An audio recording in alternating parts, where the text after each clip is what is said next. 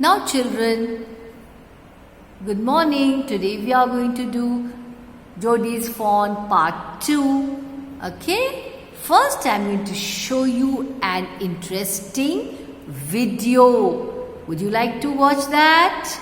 Okay, so here we go. Here's an interesting video for you. Please watch.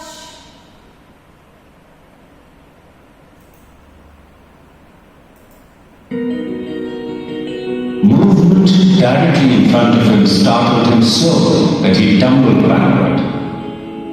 The fawn lifted its face to his. It turned its head with a wide, wandering motion and shook him through with a stare of its liquid eyes. It was quivering. It made no effort to rise or run. Jodi could not trust himself to move. He whispered, "It's me." The fawn lifted its nose, scenting him. He reached out one hand and laid it on the soft neck. The touch made him delirious. He moved forward on all fours until he was close behind. He put his arms around its body. A light convulsion passed over it, but it did not stir. He stroked its sides as gently as though the fawn were a china deer, and he might break it. Its skin was very soft. It was sleek and clean, and had a sweet scent of grass. He rose slowly and lifted the fawn from the grass. Its legs hung limply. They were surprisingly long, and he had to hoist the fawn as high as possible under his arm. He was afraid that it might kick and bleat at sight and smell of its mother. He skirted the clearing and pushed his way into the thicket. It was difficult to fight through with his burden. The fawn's legs caught in the bushes, and he could not lift his own with freedom. He tried to shield its face with prickling vines. Its head bobbed with his stride. His heart thumped with the marvel of its acceptance of him. He reached the tree and walked as fast as he could until he came to the intersection with the road home. He stopped to rest and set the fawn down on his dangling legs. It wavered on them. It looked at him and bleated. He said, enchanted,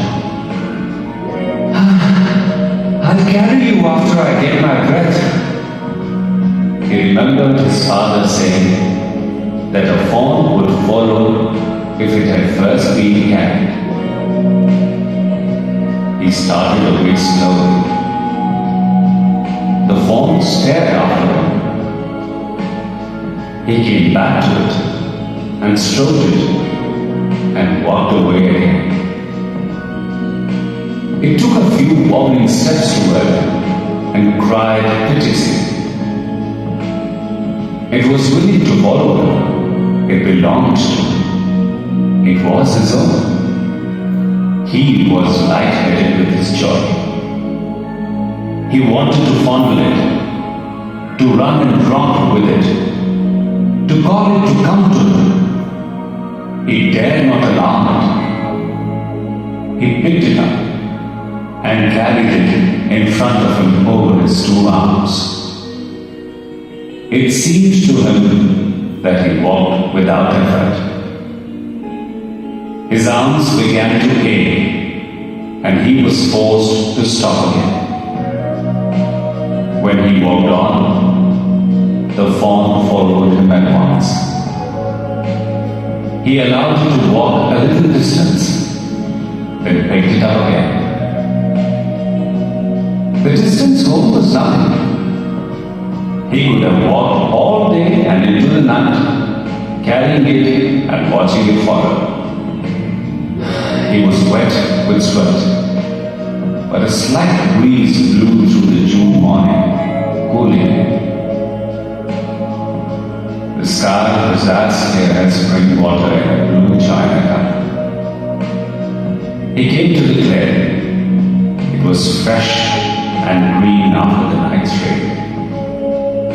He fumbled with the latch and was finally obliged to set down the fawn to manage it. Then he had an idea. He would walk into the house, into Penny's bedroom, with the fawn walking behind him. But at the steps, the fawn balked and refused to climb it. He picked it up and went to his father. Penny lay with closed eyes. Jody called, "Pa, look!" Penny turned his head. Jody stood beside him.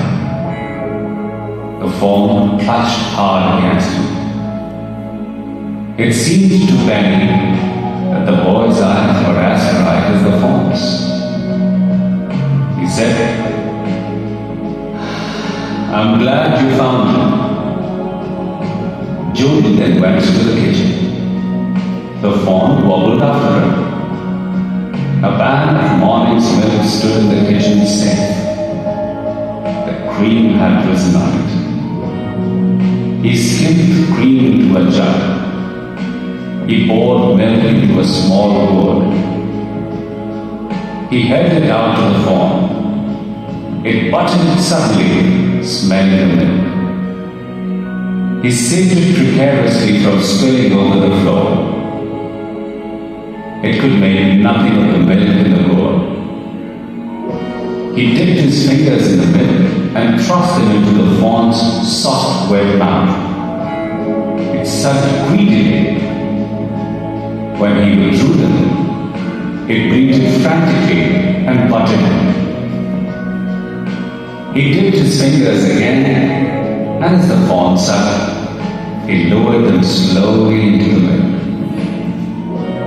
The fawn blew and sucked and snorted. It stamped its small hoofs impatiently. As long as he held his fingers below the level of the milk, the fawn was content. It closed its eyes dreamily. It was ecstasy to feel its tongue against his hand. Its small tail flicked back and forth. The last of the milk vanished in a swirl of foam and gurgle.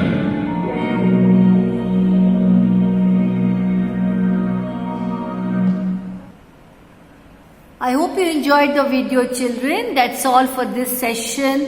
Thank you. Please go through this story. This is Jody's Fawn, part 2. Underline the difficult words and write down the meanings. Bye.